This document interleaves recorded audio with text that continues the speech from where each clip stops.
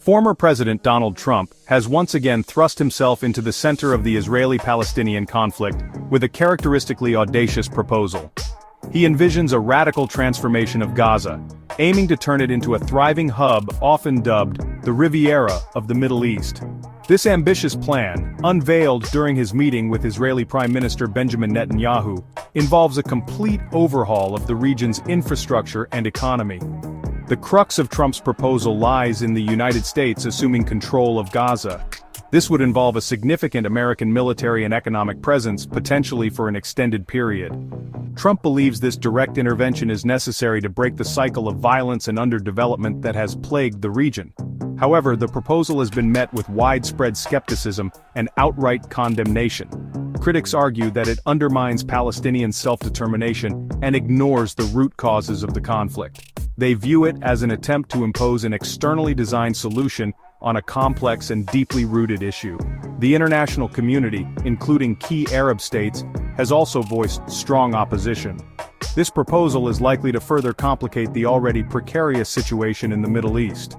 Whether Trump's vision will ever materialize remains to be seen, but it has undoubtedly reignited debate on the future of Gaza and the prospects for peace in the region.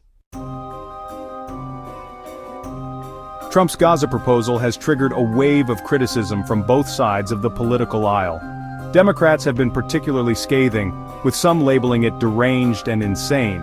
They argue that it represents a dangerous departure from established U.S. policy and would further inflame tensions in the region. Republicans have been more measured in their response, but many have expressed reservations about the plan's feasibility and wisdom. Senator Lindsey Graham, typically a staunch Trump ally, called it problematic. The proposal's lack of support within his own party highlights the deep divisions it has exposed. Internationally, the reaction has been overwhelmingly negative. Key U.S. allies in Europe have distanced themselves from the proposal, expressing concern about its potential consequences. Arab states, including traditional partners like Saudi Arabia, have also rejected the plan. The Palestinian Authority has vehemently denounced the proposal, viewing it as an attempt to liquidate their aspirations for an independent state. They argue that it disregards their legitimate rights and sacrifices their future for the sake of a flawed vision. A central element of Trump's proposal is the ambitious goal of rapidly rebuilding Gaza's shattered infrastructure.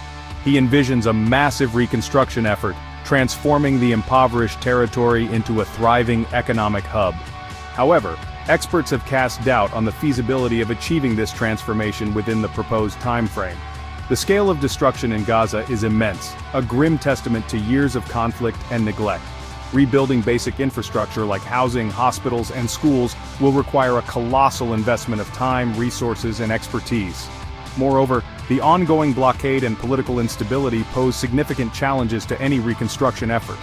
Trump's Middle East envoy, Steve Witkoff, has dismissed the 3 to 5 year timeline stipulated in the current Israel-Hamas truce agreement as preposterous.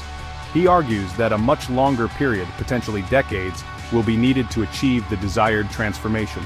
This discrepancy in timelines highlights the disconnect between the Trump administration's rhetoric and the realities on the ground. Critics argue that the proposed timeline is unrealistic and politically motivated, driven more by a desire for a quick fix than a genuine commitment to sustainable development. One of the most controversial aspects of Trump's proposal is the suggestion of relocating Palestinians from Gaza to neighboring countries like Egypt and Jordan.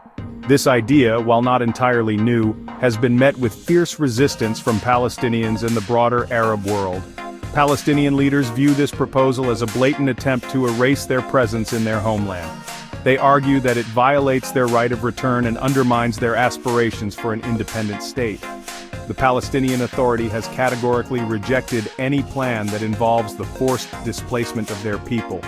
Egypt and Jordan, both struggling with their own economic and political challenges, have also firmly rejected the idea of absorbing a large influx of Palestinian refugees.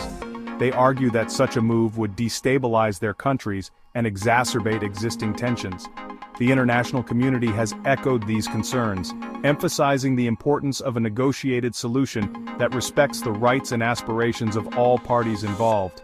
The forced relocation of Palestinians is widely seen as a violation of international law and a recipe for further conflict.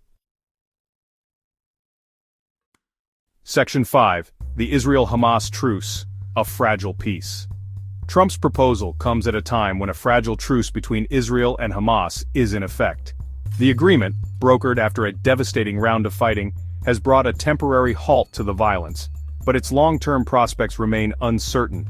The truce includes provisions for the reconstruction of Gaza and the release of hostages held by Hamas. However, deep mistrust and fundamental disagreements over key issues, such as the status of Jerusalem and the right of return for Palestinian refugees, continue to hinder progress towards a lasting peace. Hamas has condemned Trump's proposal, viewing it as a blatant attempt to undermine Palestinian rights. They have vowed to resist any attempt to impose an external solution on Gaza and maintain their commitment to armed resistance against Israeli occupation. The truce remains tenuous, with both sides accusing each other of violating its terms. The potential for renewed conflict looms large, particularly if the underlying issues fueling the conflict remain unaddressed. Netanyahu's balancing act between truce and pressure. Israeli Prime Minister Benjamin Netanyahu faces a delicate balancing act as he navigates the aftermath of the latest Gaza conflict and the fallout from Trump's controversial proposal. He must appease his right-wing coalition partners who are pushing for a more hardline stance against Hamas, while also addressing the concerns of Israelis who are eager for a lasting peace. Netanyahu has welcomed Trump's proposal as a historic opportunity for peace. He sees it as a chance to reshape the region in Israel's favor and weaken Hamas's grip on Gaza. However, he is also aware of the international backlash and the potential for further instability if the proposal is implemented without the consent of all parties involved. The Israeli public is divided over the best way forward. Some support a negotiated solution that addresses Palestinian grievances, while others advocate for a more assertive approach, including the annexation of parts of the West Bank. Netanyahu must find a way to bridge these divisions while also navigating the complexities of the Israeli-Palestinian conflict and the volatile regional dynamics. The Saudi equation, normalization, on hold. Trump's Gaza proposal has also thrown a wrench into the potential for a normalization deal between Israel and Saudi Arabia. The Saudis, while eager to improve ties with Israel, have made it clear that they will not do so at the expense of the Palestinian cause. Saudi Arabia has long maintained that it will only normalize relations with Israel if there is a credible path to a two-state solution and the establishment of an independent Palestinian state. Trump's proposal, with its emphasis on Israeli control over Gaza and the potential relocation of Palestinians, directly contradicts these conditions. The Saudis have expressed concern that the proposal could further destabilize the region and undermine efforts to achieve a lasting peace. They fear that it will fuel extremism and empower Iran, which they see as their primary regional adversary. The potential for an Israel-Saudi normalization deal, once seen as a cornerstone of Trump's Middle East policy, now appears to be in jeopardy. The Saudis are unlikely to jeopardize their regional standing and alienate the Arab street by embracing a deal that is widely perceived as being unfair to the Palestinians. Iran looms large, another point of contention. Adding to the complexity of the situation is the looming presence of Iran. Tehran views the Israeli-Palestinian conflict as an opportunity to advance its own interests and weaken its regional rivals. Trump's proposal is seen by Iran as a further attempt by the United States and Israel to consolidate their control over the region. Iran has condemned the proposal and vowed to support the Palestinian resistance against any attempt to impose an external solution. Tehran sees the Palestinian issue as a rallying cry for the Arab and Muslim world, and a way to mobilize support against Israel and its allies. The Iranian-backed Hezbollah movement in Lebanon has also denounced the proposal and threatened to open a new front against Israel if it attempts to implement the plan.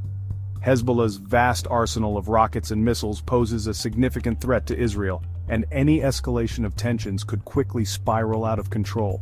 The potential for Iran to exploit the situation and further destabilize the region is a major concern for Israel and its allies. The Trump administration's withdrawal from the Iran nuclear deal and its policy of maximum pressure have only served to heighten tensions and increase the risk of miscalculation. A troubled path, the future of Middle East peace.